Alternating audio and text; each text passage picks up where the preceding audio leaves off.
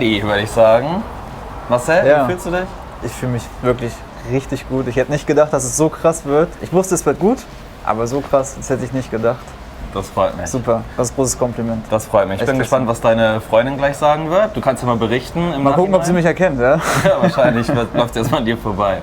Nee, ich muss sagen, sieht gut aus. Mega geiler Haarschnitt, geile Frisur, geile Farbe, geiler Typ. Also alles on point, wie ich immer sage. Ja, Leute, euch hat es hoffentlich auch gefallen. Ansonsten lasst gerne mal ein Like da, abonniert unsere ganzen Kanäle. Und ich würde mich natürlich freuen, wenn ihr nächsten Freitag auch wieder am Start seid. Also bis dann, euer Dominik und euer Marcel. Peace. Ciao.